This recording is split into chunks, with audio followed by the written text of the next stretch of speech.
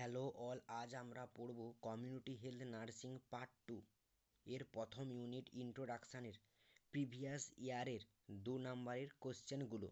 First, define community health nursing.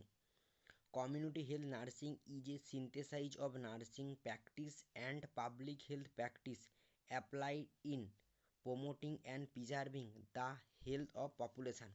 Community health of nursing synthesise করে nursing practice এবং public health practice দ্বারা, যেটা apply করা হয় পাবলিক হেলথের প্রমোশন এবং প্রিজার্ভিংয়ের জন্য।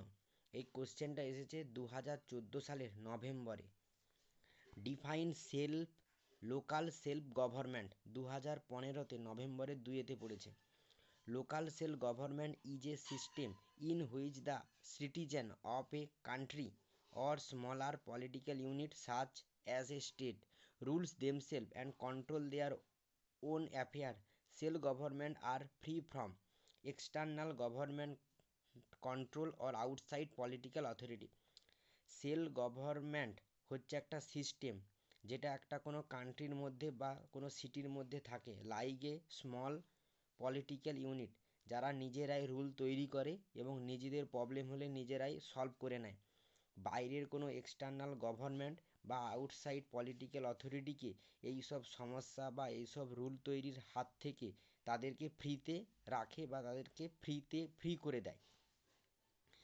3 number question, enumerate the except of epidemiology, occupational epidemiology, forensic epidemiology, environmental epidemiology.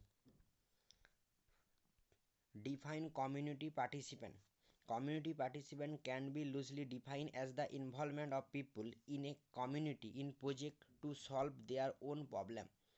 কমিউনিটিতে পার্টিসিপেন্টে ইনভলভ করা হয় পিপুলকে, তারা ইনভলভ হয় কোনো কমিউনিটিতে, কোনো কমিউনিটির প্রজেক্টে, যেখানে কোনো প্রবলেম হলে তারা নিজেরাই সলভ করে নেয়। List out the except of communication. 5 type of communication: verbal communication, non-verbal communication, writing communication like email, Facebook, Twitter and contract, and লাস্টে আছে visual communication. টোটাল 5টা কোশ্চেন এসেছে প্রিভিয়াস ইয়ার থেকে প্রথম ইউনিটে। লাস্টের কোশ্চেনটা এসেছে 2019 সালের নভেম্বরে, আর এটা এসেছে 2017 জুনেতে, আর এটা এসেছে 2017 জুনেতে, এটা 2015 নভেম্বরেতে। ওকে, থ্যাংক ইউ সো মাচ।